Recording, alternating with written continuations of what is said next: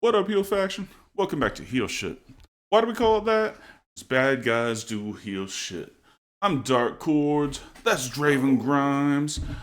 We are joined once again by our boy Edgar from Snug Wrestling. This is weekend wrestling. This usually on Tuesdays, but holidays and shit. So here we are on Thursday. So we're gonna get into the biggest stories in the weekend wrestling right after the. Cool. Living fast, we ain't slowing down. Always ready to turn heads around. Heel shit podcast, where the bad boys reign. Never following the norm, always causing pain. What's happening, everybody? Living. 5 Christmases up. All right. How about you, Edgar? How you doing, man? Doing great, man. Doing good. Everything was lovely during Christmas time. Just recovering from a little bit of hangover, but other than that, everything's great. I shot.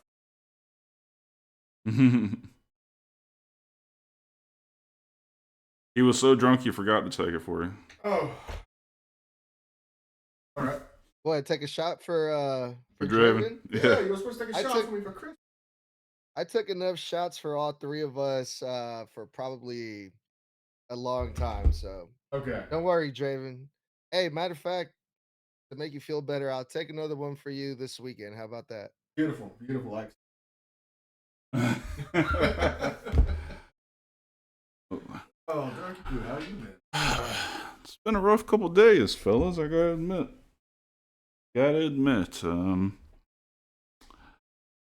I mean, Christmas was fine, but our dog has been having a lot of problems, and almost thought we are gonna have to put him down this morning. Oh, what? No.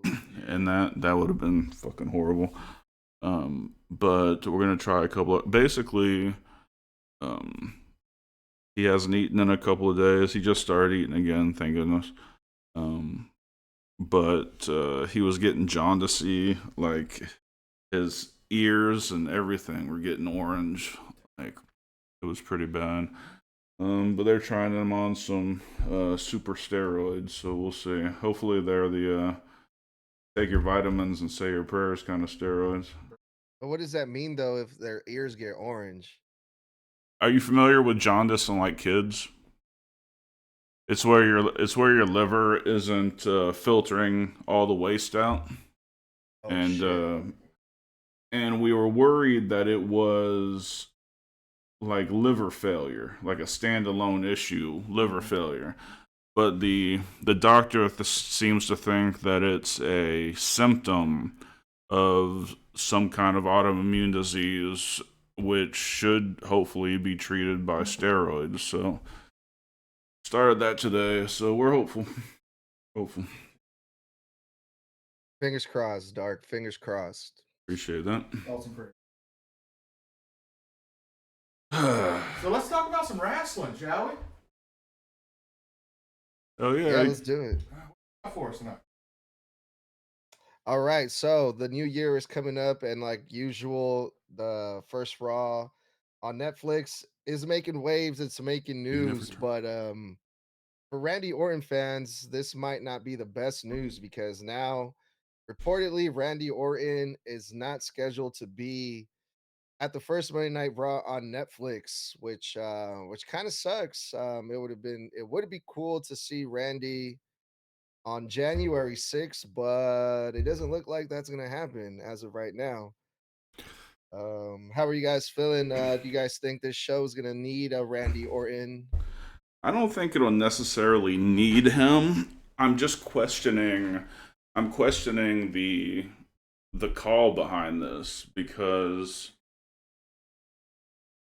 unless they're truly selling that pile driver this fucking hard, like how do you leave Randy Orton off the show?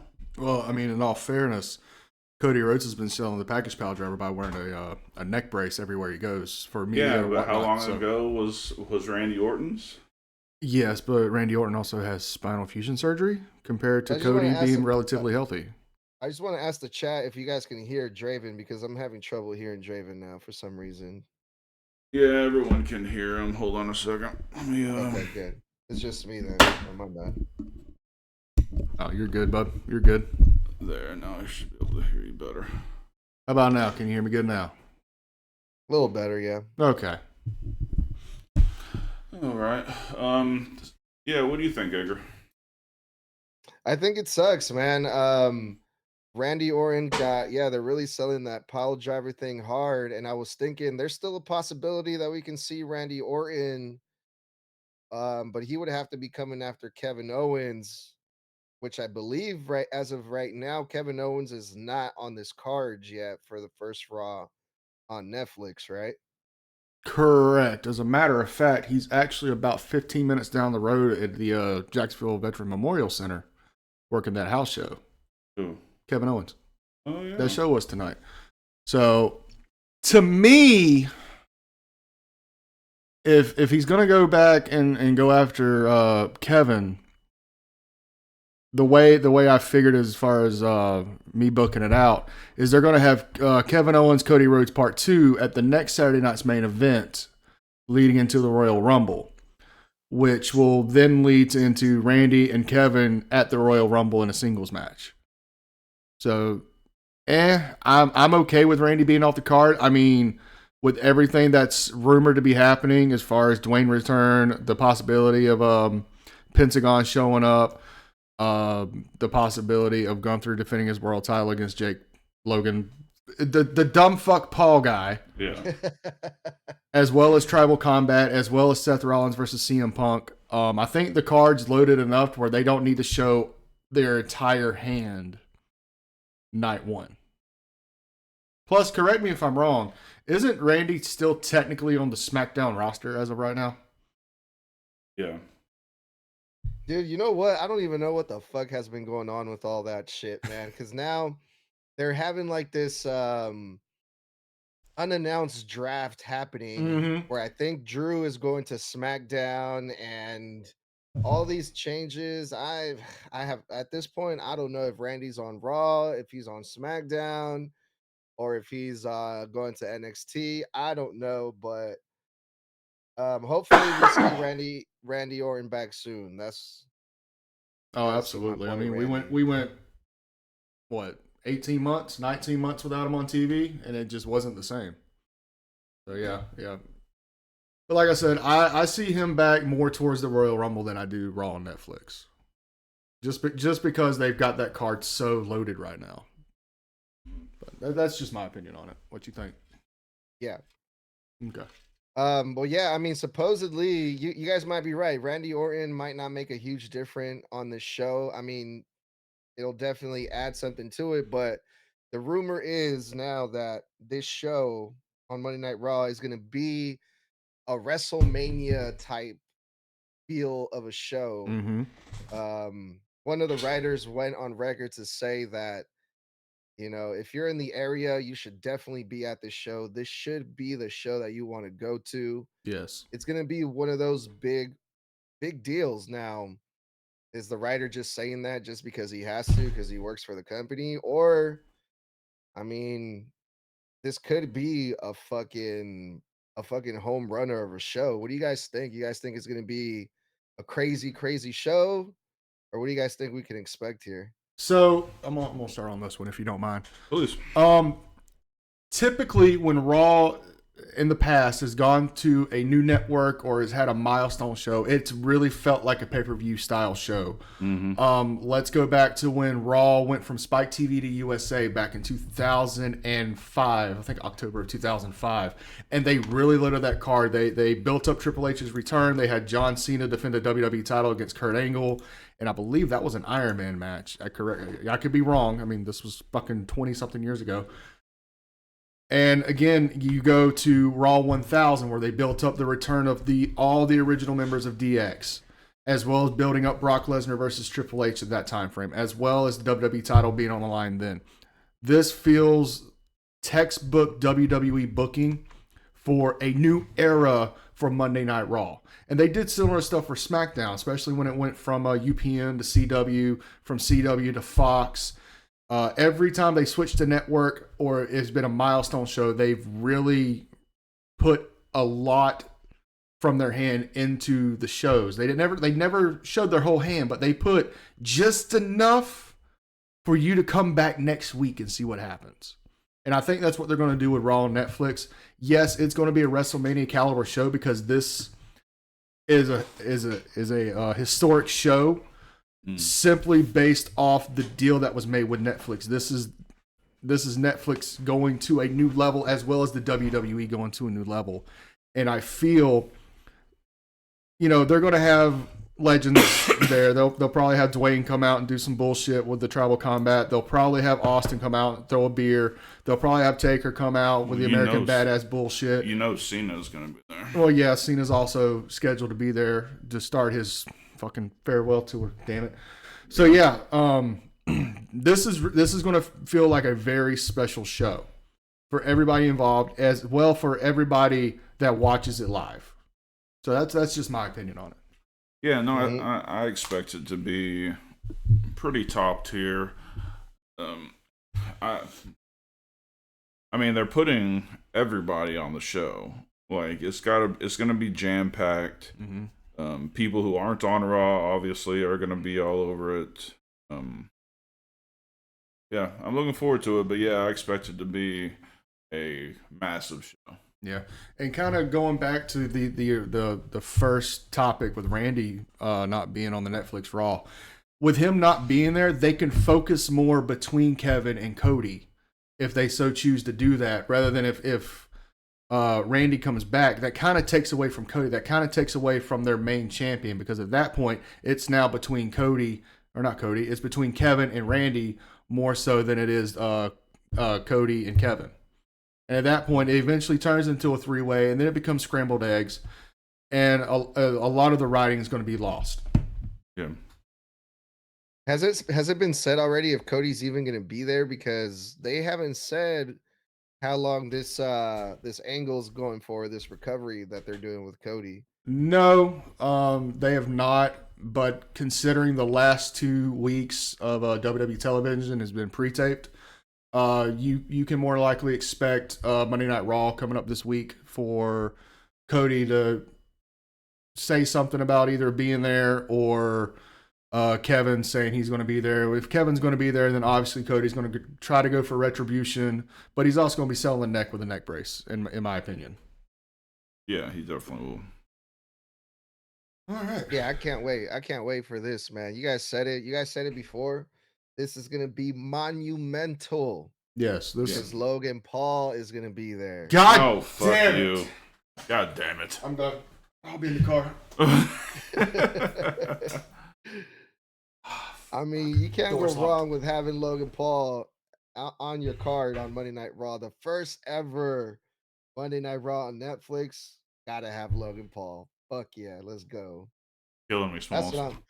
Not only that, but in all seriousness, not only that, some of the matches that have been announced for this show is CM Punk versus Seth Rollins, which has already been announced. I believe that's going to be the main event. Yes, but there's also been conflicting reports that they're thinking about switching Roman and Solo to the main event and having CM Punk and Seth Rollins open the show, which I'm fine either way with that. The way wrestling usually works, and this is how I've booked shows, this is how you've seen shows get booked. You book your first match hot as shit. Yeah. And you let that fucking burn all through the show until the main event. So even if, Seth and Punk get put down to curtain jerking, basically, 9 times out of 10, I'd rather work first match anyway. That sets the tone for the entire show, for the entire evening. And for that personal rivalry to open the show, it's going to be a barn burner, as good old JR likes to say.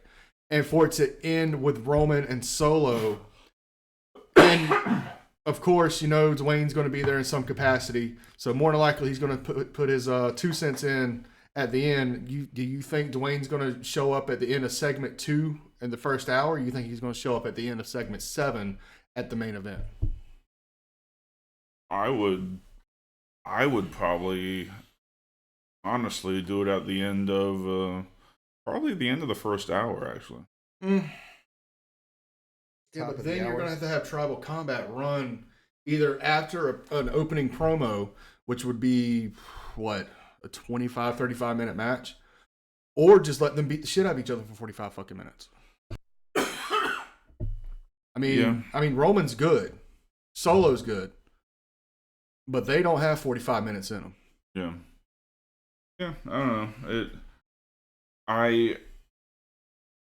know. They need something to pop in the middle of the show to draw in people for the last hour or the last hour and a half or something. That's where the legends come in, though. That's where the Austins, the Undertakers, the Kanes, Triple H, DX, God knows something like that's going to fucking happen.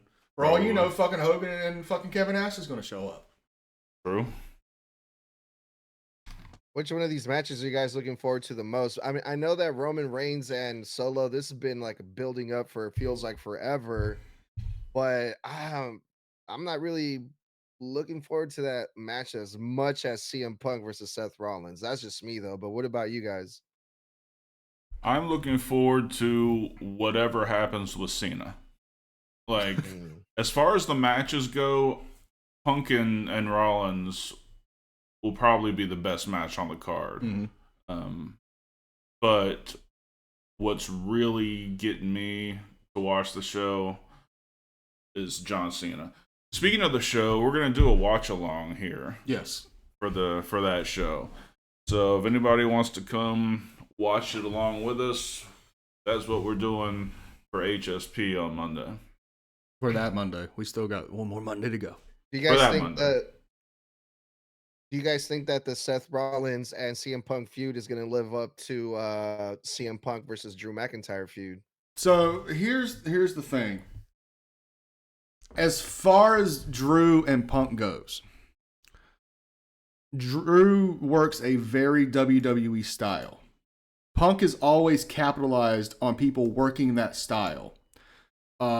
More so now than ever, simply because we saw how he worked in AEW, and you know, I'm the biggest Punk mark fucking ever.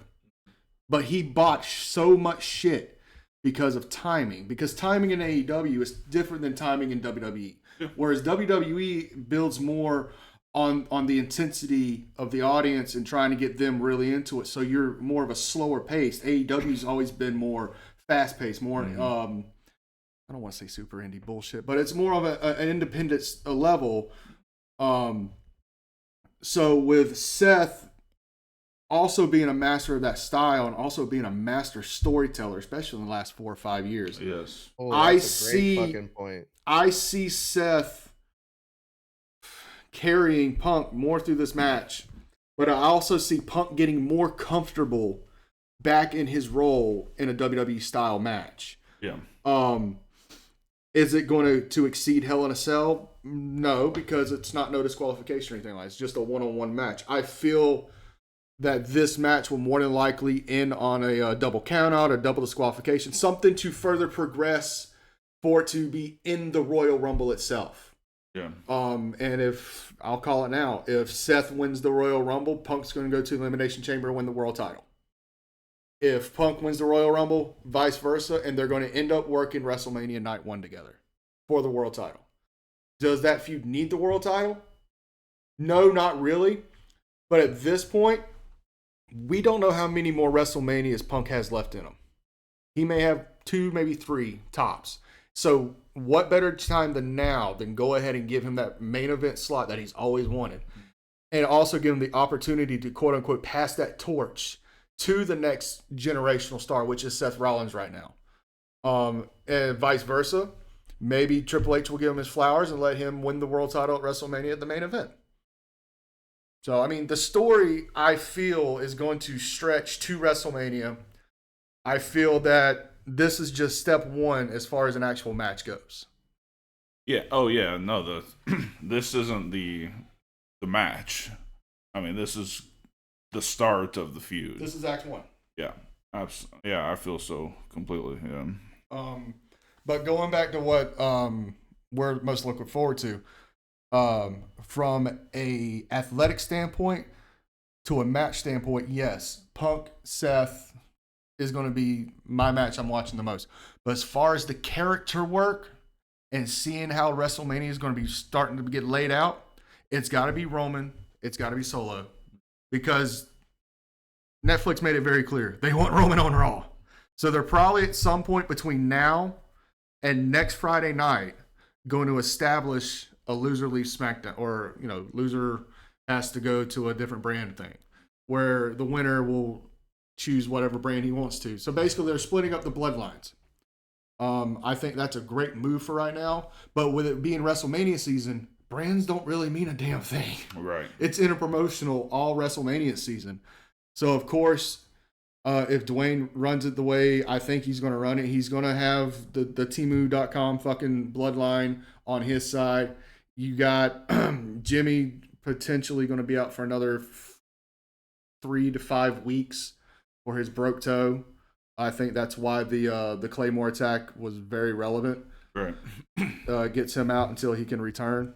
Then you got Jay, you got Sammy over on Raw already.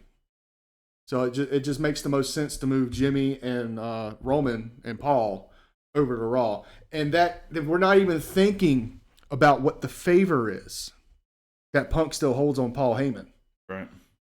Maybe we'll start seeing a little bit of that on Monday Night Raw once Roman comes over with Paul Heyman. Yeah. You guys want to share a quick prediction about that? Yeah. It goes back to my booking with Seth and Punk. I believe if Seth wins the Rumble, Punk's going to use his favor to get into the Elimination Chamber automatically. No qualifying match or anything like that. Just put him in the chamber. Okay. I was thinking it would be more of something more diabolical, in the sense that, like, he wants a match against Roman, but Paul has to be in his corner. Now you're thinking more SummerSlam. You're thinking more in the fall. I'm just trying to get us to WrestleMania. Whatever happens the day after WrestleMania moving forward, I'll worry about it then. I just want to get to WrestleMania in Vegas. But you think it's something that he's going to cash in, like, or maybe they'll save that for, like, a callback to start a different story later on. So look at it this way. I only said if Seth wins the Rumble. If Punk wins the Rumble, what if he uses his favor to have Roman be his opponent at the following pay-per-view? Right. To prove who is the real head of the table besides us. That's right. Yes. Motherfuckers. But yeah, there's just so many things going into 2025 right now that there's so many questions that we have no answers for. We're only pulling shit out of our ass. But 9 times out of 10, Dark can attest for this. 9 times out of 10, when it comes to WWE booking, I'm pretty on the spot. Yeah. You seem to have it's a wonder. It's almost like you've booked before. Time or two. Well, cool, fellas. Well, let's before we go to our next story, let's hop to our first commercial break, and we will be right back. Yeah. Let me introduce you to our new sponsor, Smackin' Sunflower Seeds. Check this out. They sent us this huge box of samples with all these amazing flavors, from traditional flavors like the OG and ranch, to unique flavors like cinnamon churro and my favorite, backyard barbecue. Absolutely, man. Let's not forget the garlic parmesan, the cracked black pepper, and my personal favorite, the maple brown sugar. It is grade A, phenomenal, my guy. So me, Draven, and Miner all sat down, went through all these flavors.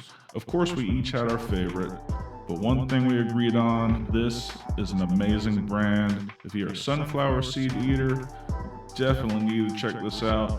If you're not a sunflower seed eater, you still need to check these out because they got a flavor that you like, without question. Miner's favorite was dill pickle. I like the barbecue. Use the link in the description and enjoy.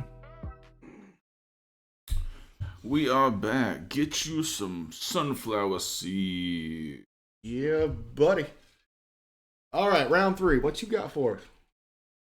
So we'll get back to some more Raw on Netflix here in a little bit. But first, I want to share this very crazy list that ESPN put out it's the end of the year. Mm-hmm. ESPN did their own awards when it comes to pro wrestling.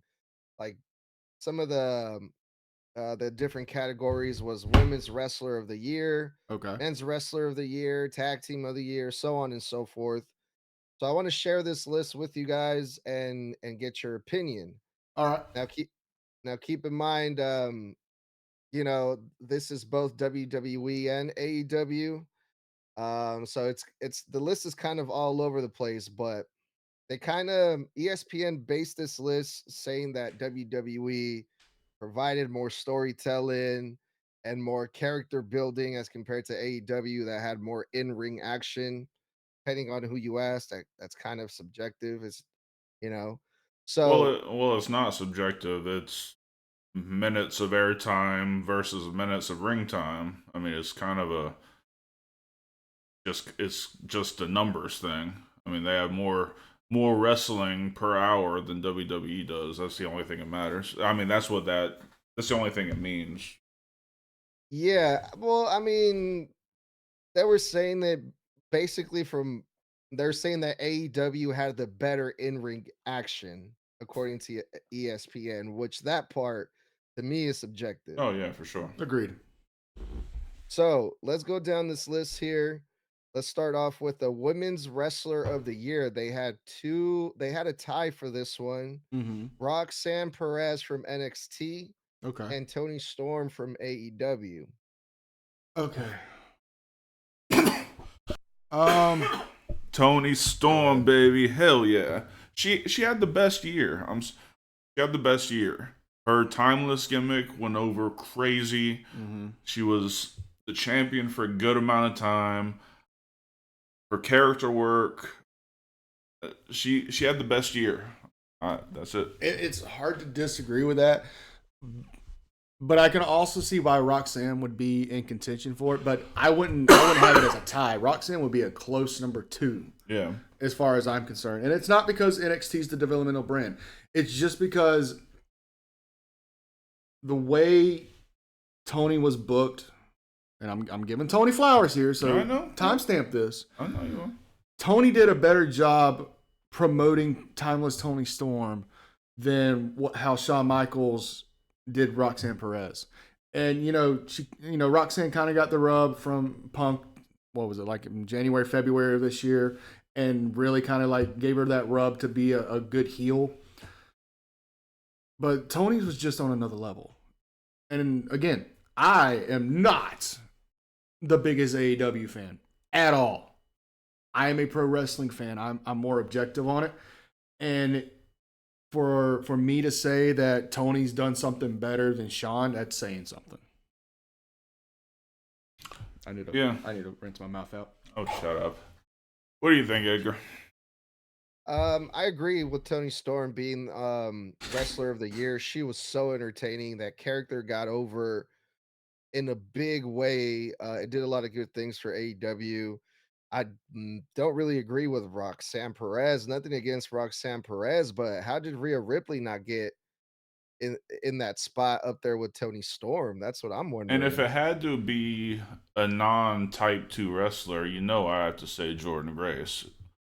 Yeah, I have to agree with that. But the reason I would say the reason Rhea wasn't on there for Woman of the Year is because, unfortunately, she did get injured after WrestleMania. That did take time off, so that did hurt her eligibility. I guess so, yeah. I mean, since she's been back, she's been phenomenal. I mean, before that, she was phenomenal. But, it's kind of the whole thing of Tony was there a whole year. Rhea was there for the first part of the year and the last part of the year. Right. So who filled in that void? Which was Liv. But Liv wasn't on that list. Right. Because she only filled in the void that Rhea left. Whereas Tony was whole year round. Roxanne Perez was whole year round. So I can see that. I can see why Roxanne was, I wouldn't say tied, but she's a number 2. Yeah. As far as Tony Storm goes, her character work is not slowing down at all. I'm excited to see where she goes with this amnesia gimmick. It's going to be Abyss all over again. No, she's a whole different person. It's not going to be Abyss. She's gonna go back to Timeless Tony Storm eventually when she snaps out of this. But yeah, no, I love what she did this past year, and I'm excited to see what she has going forward. I don't know, Roxana Perez is an amazing wrestler. She tore up the indies. Mm-hmm. She's an absolute monster wrestler. But it's a developmental brand, and there are wrestlers like Jordan Grace out there. I mean, and the issue is with WWE, as far as Roxanne is concerned, she's still green. Dark called her a monster. I would say more like a mini monster, but well, she's tiny, but I mean monster as in she was just tearing up the indies, and she's tearing up NXT. Mm-hmm. But still, I mean, I can't disagree with you. But with the talent that NXT more or less have brought in over the past few months, like Stephanie McCurr, Roxanne's going to have to step her game up. Yeah. I mean, with Julia and what is she going by? Vakur? Yes. And with Lyra Valkyria there, you know, it's a great crop of young female talent. It's just all around. It's just a great time to be a women's wrestling fan. It really is. And again, this is just based off TNA or not TNA, AEW and WWE. We're not even including TNA. Yeah. We're not including MLW. We're not including New Japan. We're not including GCW. Stardom. Yeah. So imagine that list redone with all promotions. Rather than this is just AEW and WWE. Yeah. You guys are gonna get a kick out of this next category. Men's Wrestler of the Year. He says Logan Paul. I'm leaving. Are you fucking kidding me? No, I'm kidding. Okay. Jesus Christ. Okay. We're old. We can't take that kind of shit. Come on. It's actually Gunther. Gunther got the ESPN Men's Wrestler of the Year. So how do you guys feel about that one?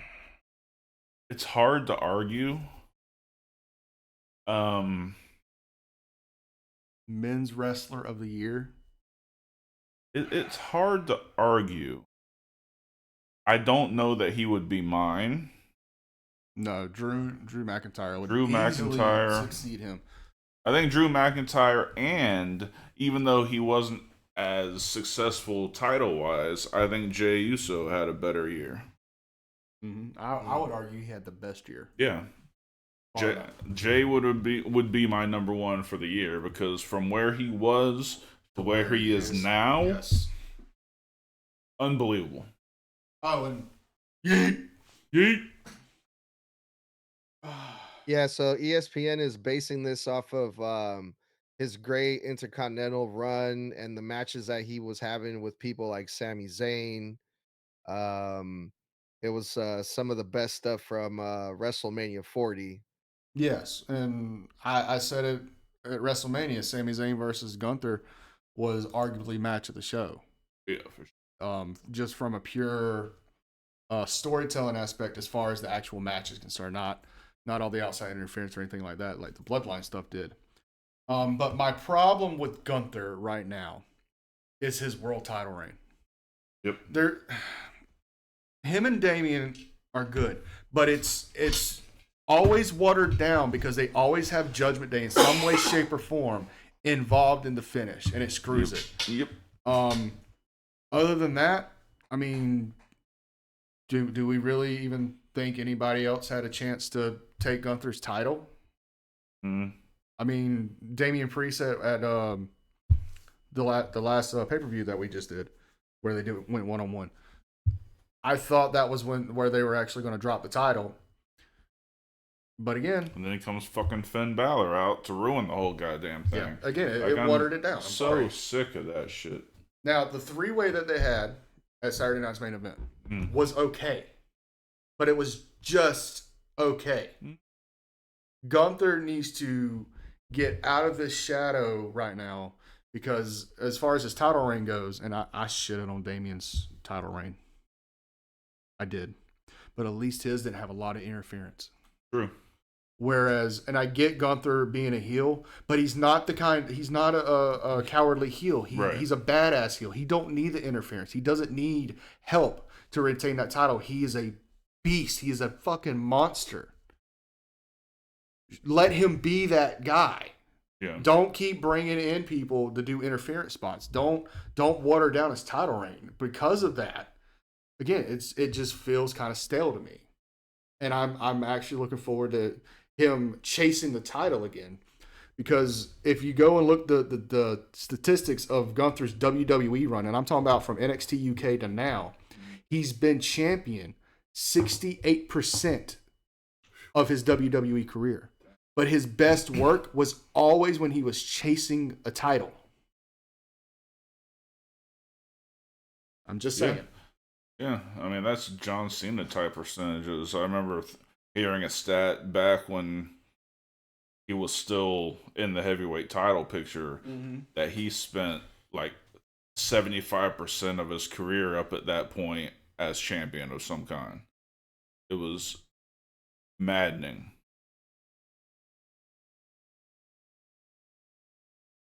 Oh, excuse me. All right, so what's the next category, sir? All right, the next category, I'm gonna do this a little one differently. I'm gonna see if you guys can guess this one, and then I'll give you the answer. This is for the tag team of the year. Who do you guys think won this one? TFK. Rep the brand. Tag team of the year. Okay. Give us a hint. Which company are they in?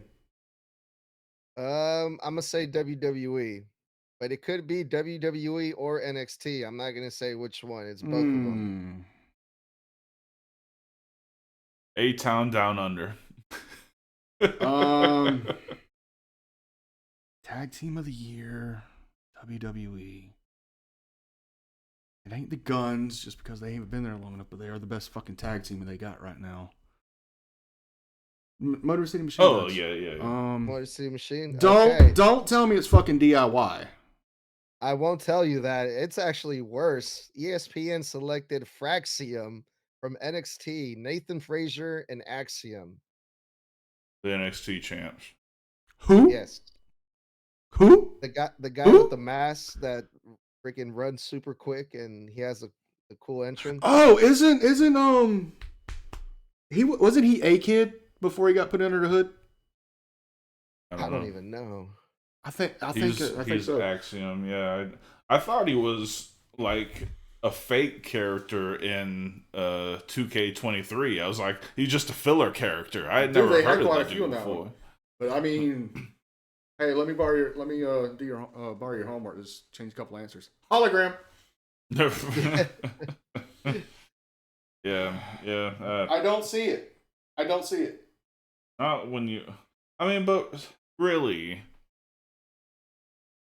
everyone in WWE is a thrown together tag team. Almost. I mean, it made sense for JD and Finn to get put together because Finn trained him. Well, yeah. You got the Tongans. I mean, you got 1.5 of them anyway. War Raiders. War Raiders, which just came back, which are now on a monster fucking run. I'm so happy for them. Yeah, me especially with the career-threatening injuries they were going through. Yes. Again, the Motor City Machine Guns, still hands down to me the best fucking tag team in WWE right now. Yeah. Rey Mysterio and Dragon Lee are both Mexican, so they have to be together. I'm done. Oh, fucking New Day. We forgot about fucking New Day and the character work they've been putting in. Yeah. I still think Big E's girlfriend's the MVP she's the MVP of that the shit. year. She's the MVP of the fucking year for promos. I don't give a shit. I cannot go toe to toe with her on a microphone. I concede.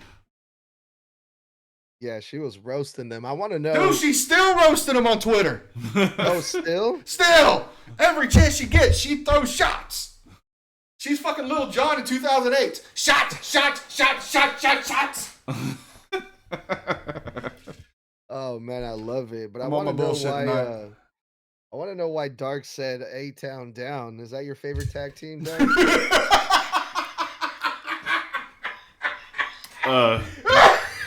No.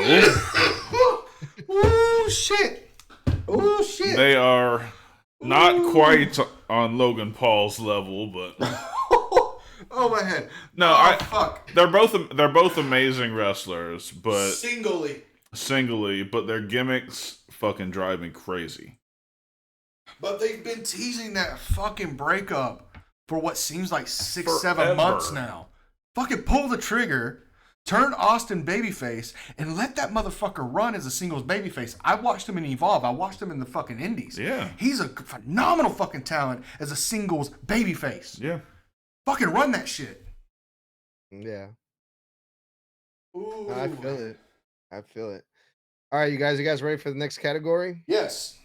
This one should be easy. I want you guys to try to guess this one. Debut wrestler of the year. Debut wrestler of the year. Yep. Oh. Who debuted this year? You watch more AW than I do, so they have a lot of debuts. This one was also given to WWE, if that helps. No. Not at all. No. Debut. I'm the only one I can think Uncle of is Howdy. the Machine Guns. Those are both good guesses, but Jacob Fatu.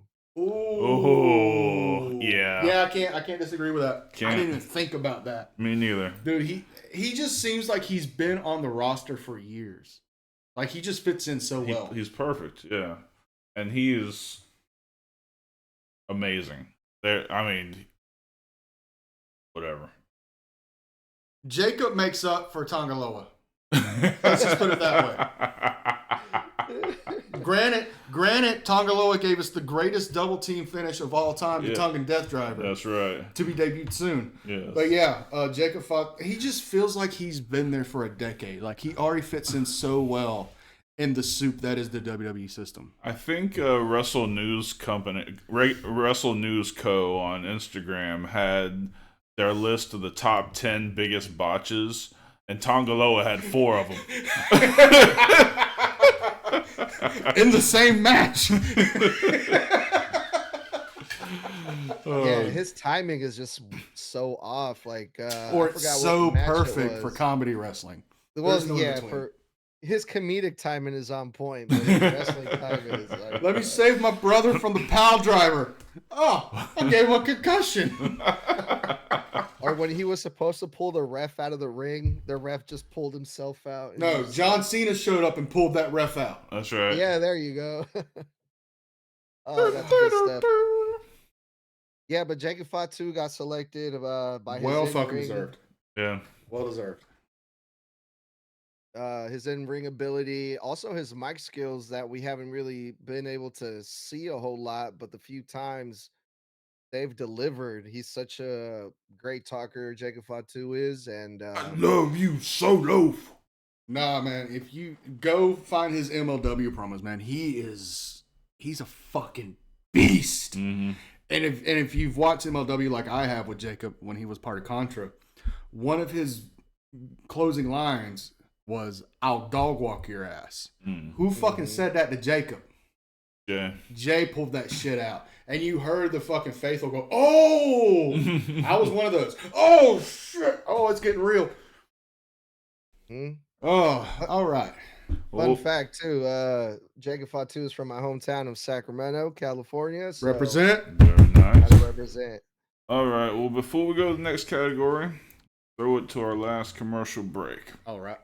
Havoc Energy Drink is the energy drink for gamers and streamers by gamers and streamers. Not only does it have the B vitamins and caffeine you're used to in your energy drinks, but it also has a healthy dose of creatine for mental acuity to help you win that next game or focus through that next stream. Go to tryhavocenergy.com and enter the code HSP10 at checkout for 10% off of your order. Again, that's tryhavocenergy.com.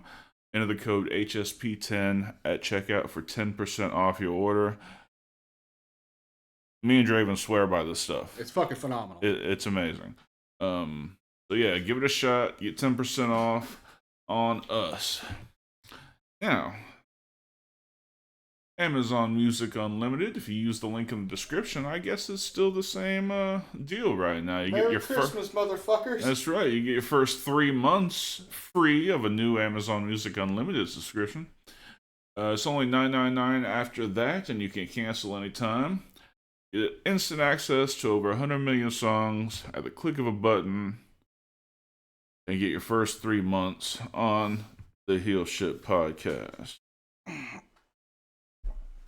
Next category, sir. Breakthrough Wrestler of the Year. Over on the AEW side, the Swerve. person that won this one was Fucking Swerve. There's nobody else. It's got to be Swerve. It is Swerve Strickland, y'all. Yes, sir. This year turned him into a superstar. Yes. He is the main event star for AEW. Bar none.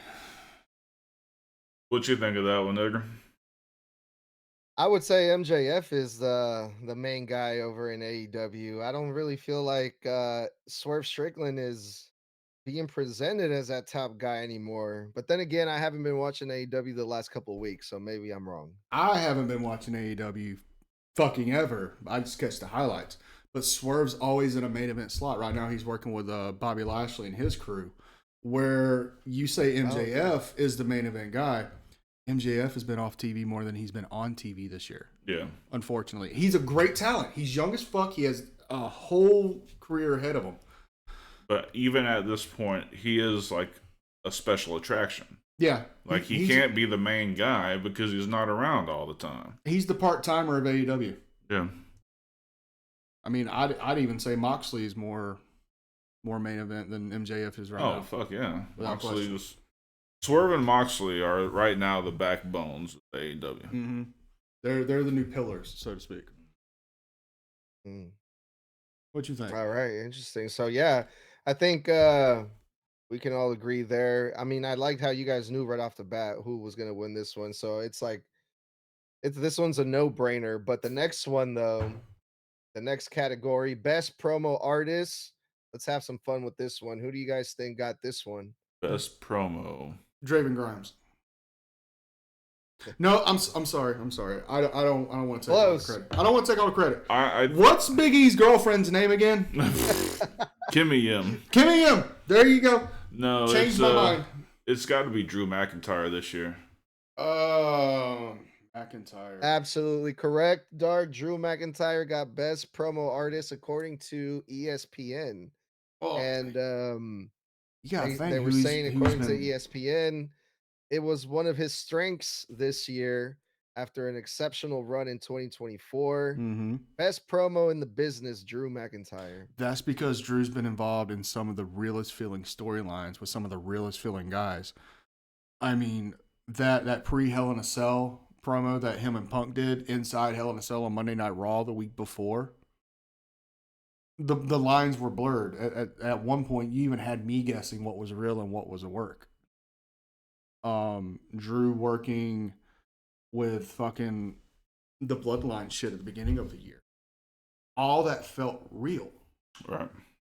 None of it felt scripted. None of it felt inorganic. Everything was organic. Everything just felt natural. It came out as if he believed everything he was saying. And I believe he's at that stage now where they would just give him a topic for a promo rather than writing out his promo. Yeah. You know, hit these bullet points, but say them in your own words. And I feel as a worker who's done this for over 10 years, fucking goddamn, I'm old as shit. I've always worked better if you give me a subject and 2 things you need me to hit. Mm-hmm. Don't write shit for me because you don't know me. Right. Whereas guys coming up, you know, the year or 2 in, they need that help. They need that extra little push. So yeah, write more of their stuff for them, but don't write it word for word. That's a death sentence to me. Because I think Jericho said it best when he went to AEW. When he took that year or so off after WWE, worked the New Japan show with Kenny Omega, and then signed with AEW. He said it right there then on the first AEW show, Dynamite.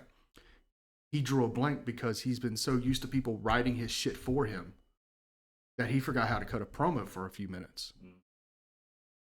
Now, I wish somebody would start writing his shit for him again, because goddamn.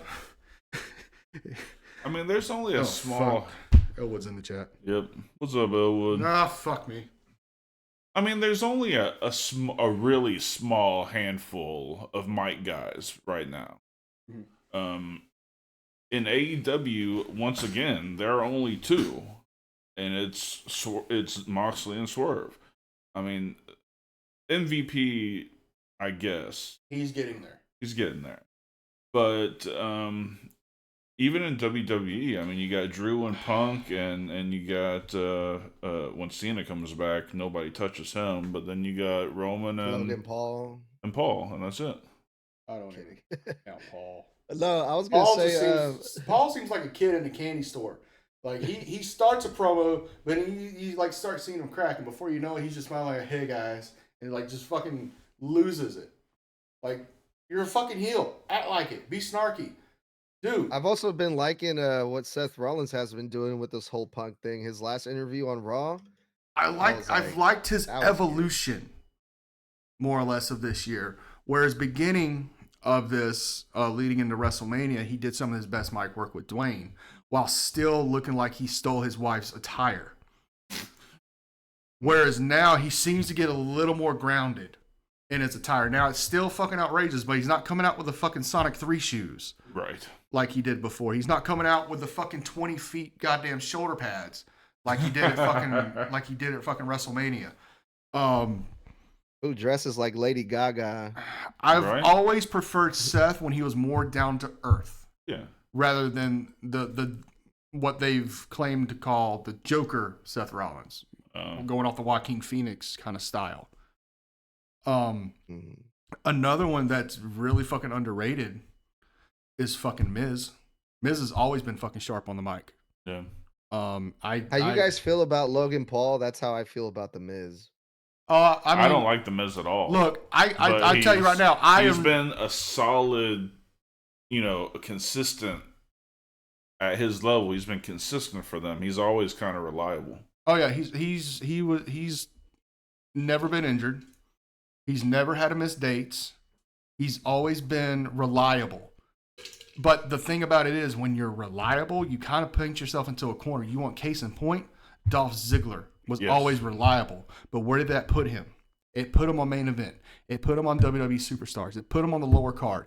It put him putting people over where he should have been getting his fucking self put over, winning world championships. Now, as far as the Miz is concerned, he's in the same boat, but he knows how to play the politic game as well as or better than anybody in the early 2000s. Because he learned from those guys. He learned from Taker. He learned from Benoit. He learned from Mark Henry. He knows how to play the fucking game. He's comfortable where he is. I guarantee you, if he wanted to, if he started now, by SummerSlam, he'd be in the fucking world title picture. If he wanted to. But he's enjoying where he's at now because he's coasting. He's got a wife. He has 2 kids. He's providing for them. He's not getting hurt every week. He's cutting promos, but the matches that he does mean something next to fucking Karrion Kross bullshit. So for the Miz, and I'm sorry I even brought him up because it kind of went on a tangent. I'm not the biggest fan of the Miz, but I respect the hell out of him more than anybody on that roster right now because he knows how to play the game. He knows how to play it well. Yeah. To the point, he was even mentioned on fucking AEW.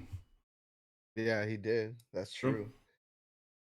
Yeah, can't argue too much with that. Let's move on because we have a couple more categories here to go over. Let me see. We got 1, 2, 3 more, guys. All right. My apologies for the rants, guys. No, you're the good. next, yeah, no, you're good. You're good. The next, because I can talk shit about the Miz all day, but next week on of- WIW, the Miz. Yeah, match of the year. I want to hear your guys' opinions about this one, and then I'll give you the answers. What do you guys think ESPN selected as match of the year for 2024? So here's my problem. And this is where you come in, because you watch primarily a lot of the AEW stuff. So you're probably going to put an AEW match on here. Where I watch fucking WWE religiously. For me, match of the year And I'm pretty sure I know what it is. But for me, the Hell in a Cell this year was the match of the year for me. But more than likely, they're going to say Cody Roman at WrestleMania. That would have been my pick if I were to go based on betting odds. I think that was, the safest pick. Yeah. Personally, I love the War Games match also. I think. Yes, it was good. We don't know when the cutoff was for the voting for this, though, so that was kind of more recent. I would say War Games was right there at the cutoff. Yeah, probably so. But yeah, War Games was great. Being an AEW guy, I thought, matches like Ospreay, Ricochet were up there. But was Ospreay Ricochet as good as the King of the Super Juniors back in 16? No. Okay. Then I wouldn't even put it on the list. So yeah, I mean, it's got to be Cody and Roman. Well, remember how I mentioned earlier that this list that ESPN did, I felt like they were a little biased when it comes to AEW. So they selected an AEW match for this one. And they went with Will Ospreay versus Bryan Danielson, AEW Dynasty. That was an amazing match. Didn't see it. Can't comment on that one way or another. Yeah, that was an amazing match. The reason why I thought the smart money was on Cody and Roman was because of not between the ropes, but the whole production of the match. How they put together the run-ins. The entire production of the match was just so amazing, and the ending, and that's why I figured it was gonna be, Roman can be iffy as a wrestler at times, but he's got that aura. He's got the aura, but that's why perhaps from hold to hold, it probably wasn't as good a match. It wasn't as good as last year. That's for sure. I will always stand on Cody Roman 1 was the better match. And I also stand on the fact that was the time to switch the belt. Yep. And I understand they wanted that record-breaking title reign. And what other time in this generation are we going to have that opportunity? So it made sense from that standpoint. And I'm pretty sure that's where Thump was looking at it. Mm-hmm. But Cody was so fucking hot at WrestleMania 39 compared to what it was this year. Yeah. To me, everybody saw Cody winning it. It just had to happen because Roman was going away to do a movie and do some rehab. So there was no way he was going to lose. But the build up to it, it's the story building up to it. The weeks of The Rock becoming the final boss. The weeks of bringing in Jay. The weeks of bringing in Seth. The build up to that last SmackDown where it was just... It almost felt like Civil War between Cap and Iron Man. Mm. And then, like you said, with the run-ins, you had Jay take out Jimmy. You had John Cena take out Solo. You had Dwayne take out John. And my money was on Austin, but obviously that didn't happen. So we had Taker come out as a good second, which I was okay with, doing their history with a rivalry. Hello, little one. Oh. But... Again, I can't really. Before the show started? I really can't speak on any AEW match. That's kind of where you come in. Yeah, I'm on the same boat with you, Draven, because I try to keep up with AEW, and if I don't catch your weekly shows, I buy all the pay-per-views. I've watched every single AEW pay-per-view in 2024, and I don't remember this match. This match, I mean, I'm pretty sure it was good, but like maybe I just have a shit memory. I don't know, but it wasn't a match that was like, oh my God, I'm gonna remember this match forever type thing. It was just a match it was a pay-per-view match for AEW. So let me ask the court this, because like I said, I'm shit with AEW dates. Number one, was that the match where Bryan won the title, or is that the one where he lost? Neither. So why the fuck is it on this fucking match of the year? The fucking story don't make sense then. And it was a match. They're looking at it obviously from inside the ropes. They don't care about the build. They don't care about the production. They don't care about anything except inside the ropes. And unfortunately, you can never say those two can't put on a great match inside the ropes. Okay, so that leads me to my next one. Did Swerve and So the Hangman work match- this year? The match was a 30-minute match, and it was built as the best wrestler in the world versus the best wrestler of his generation. Hmm. So it was another one of those who's the best in the world type matches that I feel like gets done or has been done a lot in AEW. Well, yeah, because I mean, they tried to put together, with him and Zack Sabre Jr. and Okada and Will Ospreay. I mean, those are all guys who can stake the claim without being in WWE right now to being the best in the world. So those matches made sense to say that. So going back to my last question, did Swerve? Well, that was the and best match of the year. We got two more. Well, hold on. You guys ready for the next one? Okay. Well, let me just get the last question answered. Was Hangman and Swerve working at all this year? The cage match. Yeah. I had to put that up there. Yeah. I'd put that over that match anyway. And I hate deathmatch style matches, but I'd put that up there for AEW's match of the year. So yeah, now we're ready. Okay. No, that's a good match. Yeah. I mean, I remember that match more, Yeah. than the Will Ospreay one. But my thing is, I just can't. yeah. I just couldn't remember if that was in this year, if that was late last year. Like as far as AEW storylines go, they blur to me. So I just need clarification. So yeah, let's go ahead and knock out those last two. All right. Best pay-per-view /PLE of the year. And that's a big hint for y'all. /PLE, which means they selected a WWE show. Which one do you think got the best one of 2024? Mania Night 2. That's very specific. I like it. Well, I mean, Night 1 was good, but let's be real. Night 1 was just to build up to Night 2 with the tag match at the main event. Usually, I don't know if they'll break it down that far, but I'll definitely say Mania. Yeah, so they didn't specify which night, but it was WrestleMania 40 that took this category for ESPN. yeah, and rightfully so. That's the best show that any company's put on this year to me.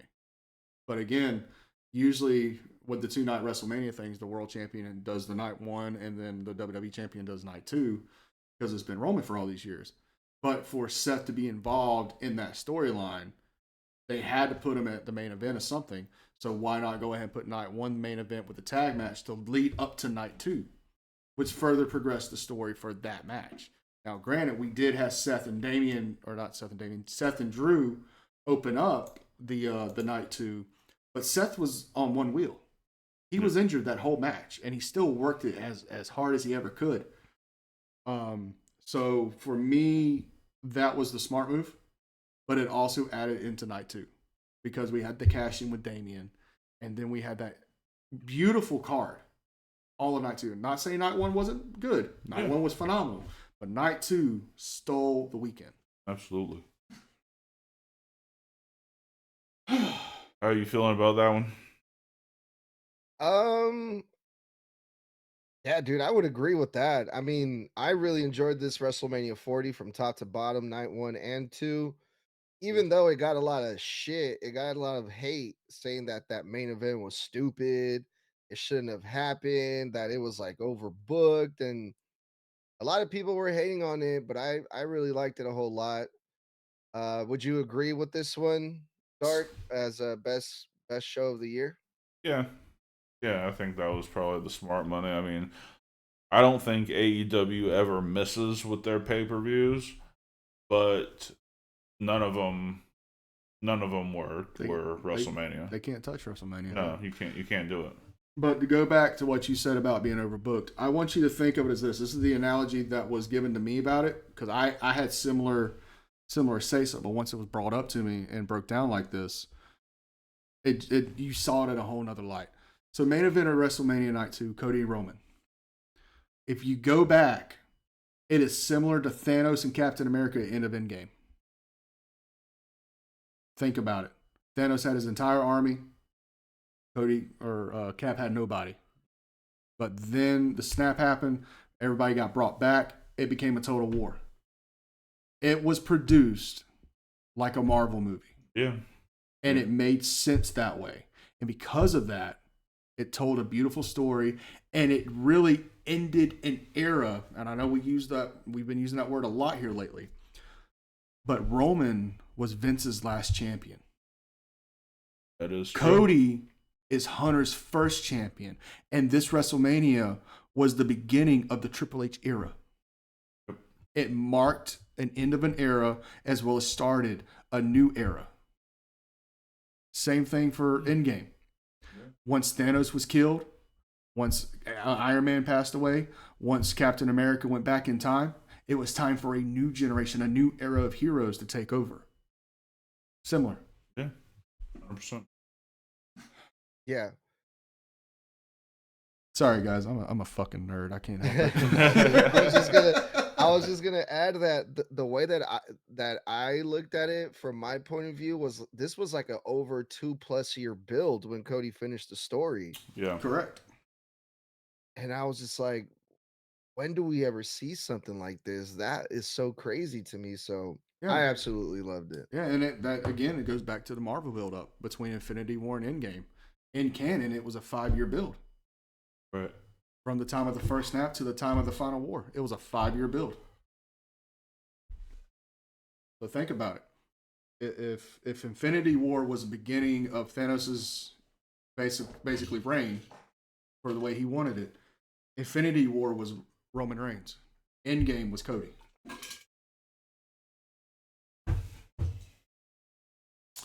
What's the last one you got? The last one. This one's going to be easy, you guys. I think we talked about this one a little bit. The best feud / storyline of the year. Dark Cords versus the ketchup bottle. Goddamn right. Who won that one? Did the ketchup bottle win? Yeah. Yeah, but thankfully the ketchup bottle won. All right. Oh, if you don't know the story, we're gonna tell you the story. Yeah, well, yeah, you go right ahead real quick. So Give context. We're in Defuniak Springs, Florida. We had just wrestled in Alabama. We just won these titles. Yeah, we just won those titles. We just and then we were staying just south of the border in Defuniak Springs, so we went back down. Outside of our place we were staying was a Waffle House, and we're definitely going back to that Waffle House. You fucking ain't right. So we got a waitress who had Tourette's, and it came as a surprise. Well, to be fair, she had one of her tics, and then she told us. Yes. Because at first we thought she was fucking crazy. Right.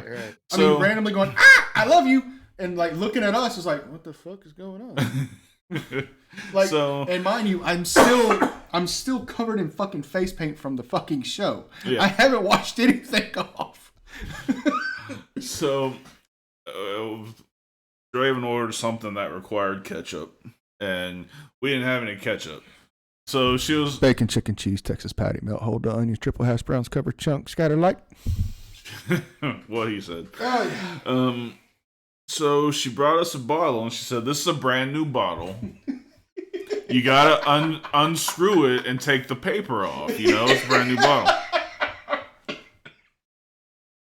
This dumb bitch didn't give me a bottle that you had to open and take the paper off of. It was a solid fucking. It was one piece. So I literally have this bottle twisted in over itself, trying to get this goddamn thing off. It was a wonder that the whole thing didn't fucking explode all over all of us, because I was like, it was twisted the whole fucking thing. And then I just turned over and I look at it. And I was like, this can't be that difficult. And you just had to squeeze it once hard the first time, and it opened the end. This got me sitting there thinking that I can't handle this fucking ketchup bottle. Knowing good and well that there's no way this whole bottle should be twisting on itself without the lid coming off. Dude, I'm not gonna lie. She While got you were you, doing dude. that, I was looking around that fucking Waffle House seeing if fucking Big Johnny was anywhere. Because that's some shit he would fucking pull. But yeah, dude, that's feud of the year. I don't give a shit what anybody says. Goddamn Oh, ketchup man. bottle, man. Someone's got to make that thumbnail now. Okay. But getting back on topic, feud of the year for me, it's been Drew and Punk, I think so too. bar none. Same. I mean, it's been built from fucking January 1 to the Royal Rumble where he got fucking injured. They built it more at WrestleMania. They built it even further at SummerSlam. Built it in fucking Bad Blood. Come on now. It's a year-long feud. It built the entire year. It never got stale. It never mellowed out. It always intensified. And finally, that crescendo at fucking Hell in a Cell Yep. was bar none, to me, the greatest Hell in a Cell in the last 20 fucking years. Easy. Not since fucking Triple H and Shawn Michaels and Bad Blood 2005. Easily the best in a long time. Yeah. No, 2004. Excuse me, 2004. So who did? Who won Feud of the Year? No, you guys are right. Okay. ESPN selected Drew McIntyre and CM Punk as feud of the year for 2024, y'all. Well, I just want to make sure because they were very biased on AEW. It wasn't gonna be like fucking Shelton Benjamin and the backstage segments. The only real like death feud in AEW has been Hangman and Swerve. Like they all have many feuds, but like for a long-term hatred, that's the one. That's because at any point in time, if their shit is really in the fucking shitter, they can pull that back in. Yep. The best feud of the year was over a friendship bracelet, yo. Yeah. Hey, that shit's fucking real. It might just be Real a to fucking me. $3 bracelet, but that sentimental value brings that shit up. That's like if you go into my house and you steal my grandfather's coffee cup. He had that thing for 50 years. Hmm. His last drink ever was in that cup. And if you steal that from me, what fucking Hangman and Swerve did to each other is fucking child's play. You saw what fucking John Wick did about a dog. You want to see what I can do about a fucking coffee cup? All right. Well, I think that's about enough fun for tonight, fellas. Yeah. Why don't you do the pleasantries and we'll get out of here. All right. Ladies and gentlemen, do not forget, for one night only, tomorrow night, Friday night, 8/7 Central, we will be doing Talking Shit live. Just to cover basically the year end of 2024 on the non-wrestling side. I know we cover kind of the wrestling side on HSP as far as the podcast and stuff goes, but this is going to be more of a personal conversation between the two of us. You guys are just here to listen along and you know, give your 2 cents if you want to. If not, sit back and enjoy because it's going to be very very deep, a very emotional conversation between the two of us. We've had some highs, we've had some lows, and we're going to cover everything. Nothing's going to be off the table. I'll cover everything from fucking January until fucking now. You cover whatever you feel comfortable enough talking about. And it's just going to be it's going to be a very important show to us, more or less. Let's not forget that Heel Shit Podcast returns Monday night, live 8/7 Central for, I believe we have Rip scheduled for that. I have to get with him. He's also been going through his highs and lows, his trials and tribulations. So just stand by on that. We will post on the socials by Saturday, no later than Saturday, what the topic will be for HSP that's coming up Monday night, which is also the last Heel Shit Productions show of 2024. You know we got you. We got some good shit lined up regardless. It's going to be a great show. And of course, returning to Tuesday night, WIW with your boy, Dark Chords, Draven Grimes, and of course, my man Edgar from Snug Podcast. Speaking of Snug, my guy, plug your shit. Yeah, check me out, Apple Podcast, Spotify, new shows every Monday and Thursday. Today, new episode came out with me and my friend Ryan Gray from the No So Connection. where we tried to name every single intercontinental champion of all time in under 10 minutes. Were we able to do it? Find out. Check it out now on Apple Podcasts and Spotify. And all my social medias at Snug Wrestling, SNUG Wrestling. Awesome. And speaking of our social medias, Heel Shit Podcast. Just look it up anywhere and everywhere. It's there. It's there. It's there. It's Facebook. It's Twitter. It's Instagram. It's Trovo. It's Rumble. It's the YouTube, of course. It's the fucking MySpace. It's the AOL Instant Messenger. This motherfucker has smoke signals breathing fire now. All right? 6 months in, this motherfucker has fuckers breathing fire out of smoke. It's amazing. Quite scary, but still amazing. Let's see. We did that. Oh, yeah. One last thing. The merch. The merch Is beautiful. As always, we have the Heel Shit Podcast merchandise. We have the Forbidden Kingdom merchandise. We have Retro Draven Grimes, Retro Dark Cords. We got the new Dark Cords merchandise as well. And also, coming in the first quarter of 2025, we have new TFK merchandise coming along. It's going to be fucking phenomenal. We got the t-shirts, we got the boxers, we got the hoodies, we got the pink hoodies. That hoodie right there is the same color as your granny's inside mouth skin. Fucking awesome. Fucking believable. Fucking beautiful. Ask about it. Ask about it. The Trolley in 69, motherfucker. Ask about it. And with that, man, send us home. All right. Thank you guys for joining us. Hope you enjoyed it.